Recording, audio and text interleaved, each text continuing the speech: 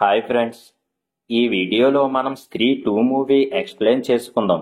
ఈ మూవీకి first part కూడా ఉంది. కావాలంటే కామెంట్ సెక్షన్లో అడగండి, ఆ మూవీ ఎక్స్ప్లెయిన్ చేస్తాను. ఇక లేట్ చేయకుండా మూవీలోకి వెళ్ళిపోదాం. మూవీ స్టార్టింగ్ లో మనకి చందేరి అనే గ్రామం చూపిస్తారు. ఆ గ్రామంలోకి స్త్రీ అనే దయ్యం వచ్చి ఆ ఊరి వాళ్ళు తనకు ఎంతో గౌరవంతో కట్టిన విగ్రహాన్ని, అలాగే అక్కడ గోడ మీద ఓ స్త్రీ మాకు రక్షణగా ఉండు అని రాసి ఉండటం చూసి అక్కడ నుండి వెళ్ళిపోతుంది. అదే టైంలో ఒక రాక్షసుడు తల సమాధి నుండి బయటికి వచ్చి ఒక అమ్మాయిని ఎత్తుకొని పోతుంది. అలా 5 సంవత్సరాల తరువాత చందేరిలో స్త్రీకి ఒక పెద్ద విగ్రహం కట్టించి పూజలు చేస్తూ ఉంటారు. మరోవైపు విక్కీ మాయ గురించి ఆలోచిస్తూ తను ఎప్పుడు తిరిగి వస్తుందా అని ఎదురు చూస్తూ ఉంటాడు. అలాగే విక్కీ ఫ్రెండ్ బిట్టు చిట్టి అనే అమ్మాయిని ప్రేమిస్తూ ఉంటాడు. చిట్టి కూడా బిట్టును ప్రేమిస్తూ ఉంటుంది. మరోవైపు రుద్రాకి ఒక లెటర్ వస్తుంది. దాన్ని చూసిన రుద్ర అది తను ఇష్టపడుతున్న సమ పంపిందే అనుకుంటాడు.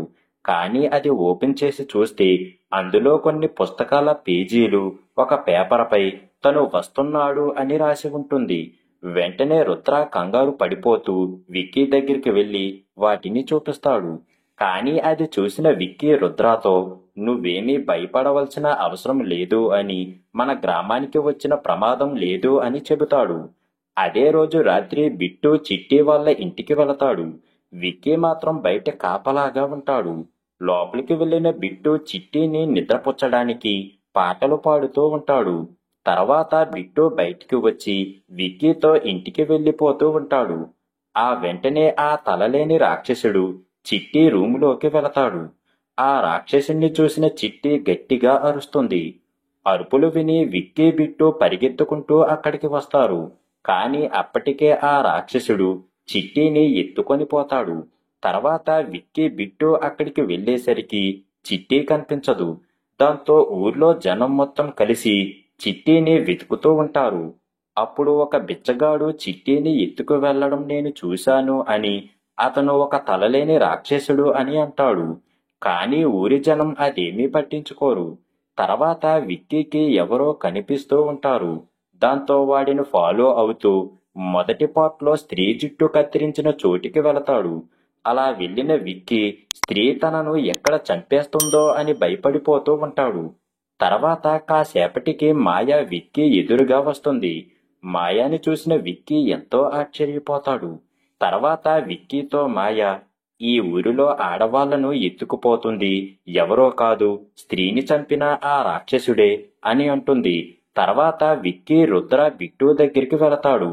అప్పుడు రుద్రతో చందేరి యొక్క చరిత్ర చెప్పమంటాడు. దాంతో రుద్ర చందేరి గ్రామానికి సంబంధించిన పుస్తకాన్ని చదువుతూ ఉంటాడు.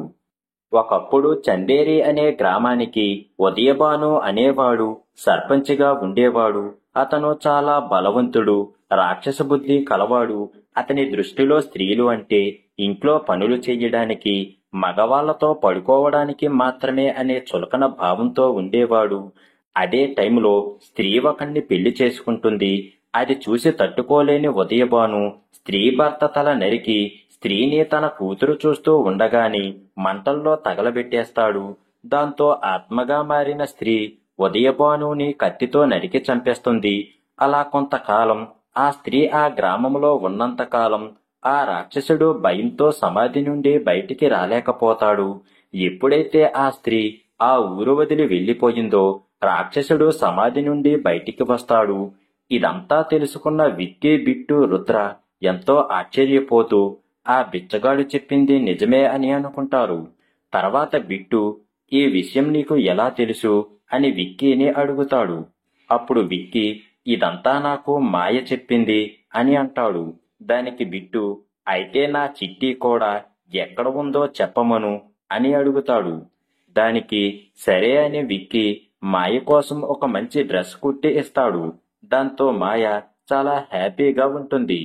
తర్వాత రుద్ర బిట్టు వచ్చేసరికి మాయ అక్కడ నుండి వెళ్ళిపోతుంది. అప్పుడే అక్కడికి వచ్చిన బిట్టు రుద్ర మాయ ఎక్కడా అని అడుగుతారు. దానికి విక్కీ ఇప్పుడే వెళ్ళిపోయింది అని అంటాడు. అది విన్న బిట్టు మాయ రాలేదు, అదంతా నీ భ్రమ అని అంటాడు. దాంతో విక్కీ అది నిజమే అనుకొని చిట్టిని కాపాడాలి అంటే ఆ రాక్షసుడు భయపడే స్త్రీని మళ్ళీ ఊర్లోకి రప్పించాలి అని అంటాడు. కానీ వాళ్ళకి ఆ స్త్రీ దగ్గరకు ఎలా చేరుకోవాలో తెలియదు. కాబట్టి జన హెల్ప్ తీసుకోవాలి అని అనుకుంటారు. దాంతో విక్కీ బిట్టు కలిసి జనా దగ్గరకు వెళతారు. ముగ్గురు చాలా రోజుల తర్వాత కలుసుకోవడం వలన చాలా హ్యాపీగా ఉంటారు. జన ఎవరికీ తెలియకుండా తన ఇంట్లో ఒక తోడేలిని ఉంచుకుంటారు. అది విక్కీ బిట్టు రావడం చూసి అక్కడ నుండి పారిపోతుంది.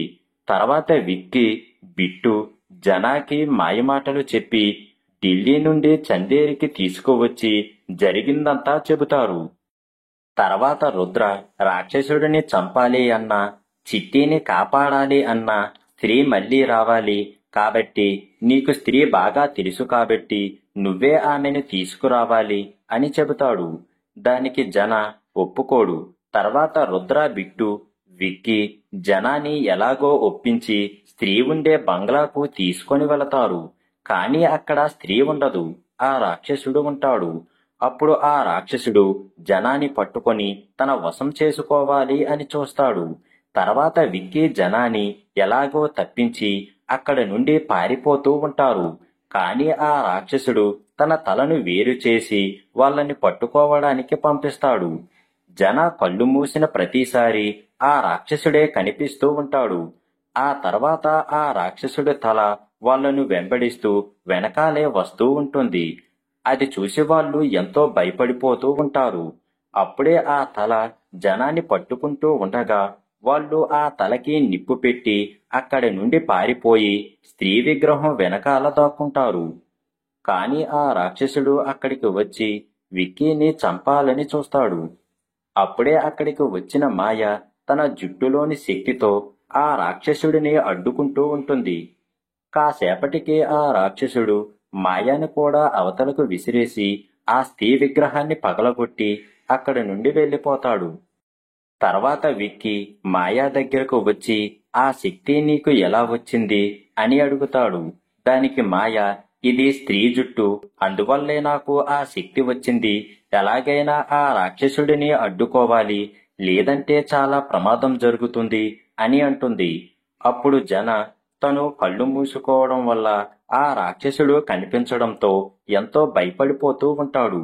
అప్పుడు మాయ తన శక్తితో అతని భయాన్ని పోగొడుతుంది. కాసేపటికి జన రాక్షసుడు ఎత్తుకుపోయిన అమ్మాయిలు ఎలా ఉన్నారో చెబుతూ ఉంటాడు.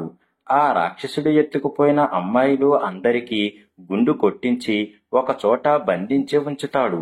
ఇది విన్న బిట్టు చిట్టి గురించి చాలా బాధపడుతూ ఉంటాడు.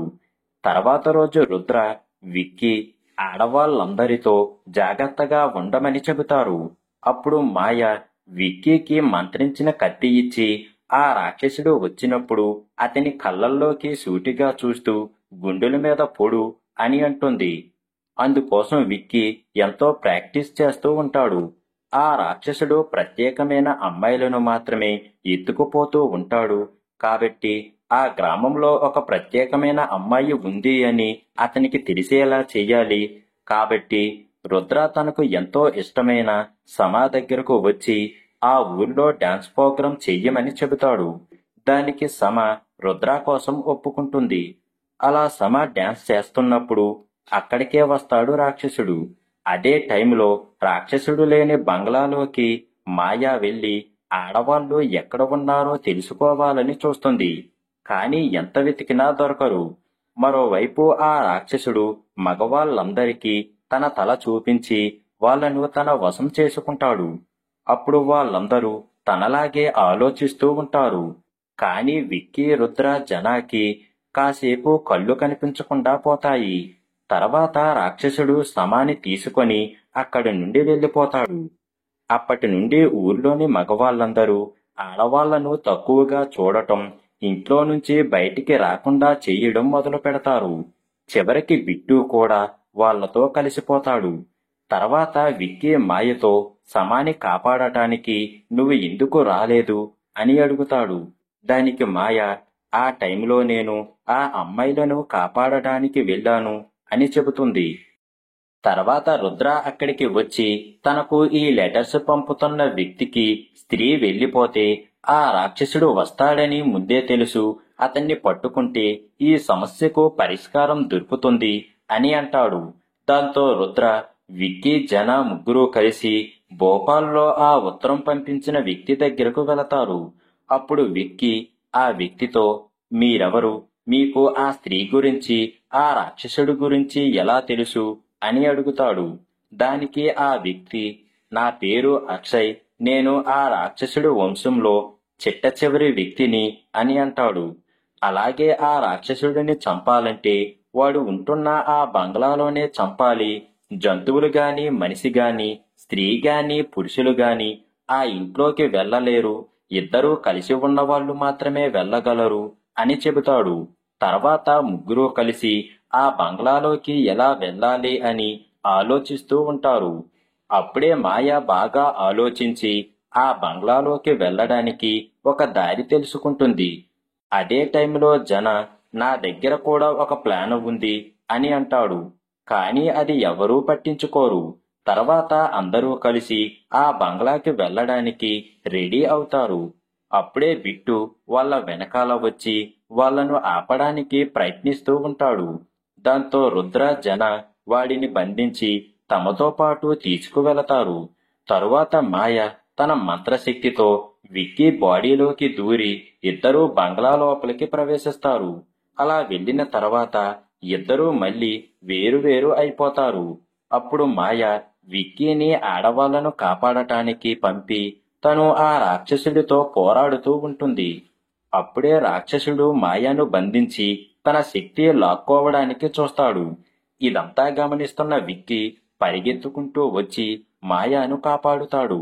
తర్వాత రాక్షసుడి తలను తన దగ్గర ఉన్న కత్తితో ముక్కలు చేస్తూ ఉంటాడు. కానీ ఆ తల ఎన్ని ముక్కలు అవుతూ ఉంటే అన్ని తలలుగా మారుతూ ఉంటుంది. మళ్ళీ ఆ రాక్షసుడు అన్ని తలలతో విక్కీని బంధించి మాయాశక్తులు లాక్కోవడానికి ప్రయత్నిస్తూ చూస్తూ ఉంటాడు. ఇదంతా జన కళ్ళు మూసుకొని చూస్తూ రుద్రాకి చెబుతూ ఉంటాడు. అప్పుడే అక్కడికి తోడేలుగా మారిన బద్రి వచ్చి మాయాను రక్షిస్తాడు. జన తన దగ్గర ఒక ప్లాన్ ఉంది అని చెప్పింది దీని గురించి. తర్వాత తోడేలు కాసేపు రాక్షసుడితో యుద్ధం చేసిన తర్వాత రాక్షసుడు తోడేలిని బలంగా కొట్టడం వలన తోడేలు మనిషిగా మారి స్పృహ తప్పి పడిపోతాడు. తర్వాత మాయా తన జుట్టుతో రాక్షసుడిని బంధించి విక్కీని కత్తితో పొడవమని చెబుతుంది. కానీ విక్కీ రాక్షసుడిని ఎంత పొడిచినా రాక్షసుడికి ఏమీ అవ్వదు. దాంతో రాక్షసుడు విక్కీని కొట్టి మాయా దగ్గర ఉన్న స్త్రీ జుట్టును పీకేస్తాడు. అప్పుడే అక్కడికి స్త్రీ వచ్చి రాక్షసుడితో యుద్ధం చేస్తూ ఉంటుంది. మరోవైపు విక్కీ స్త్రీ రాక్షసుడి తల నరికిన కత్తి అక్కడ ఉన్న రాయిలో ఉండటం గమనించి దాన్ని తీయడానికి ప్రయత్నిస్తూ ఉంటాడు.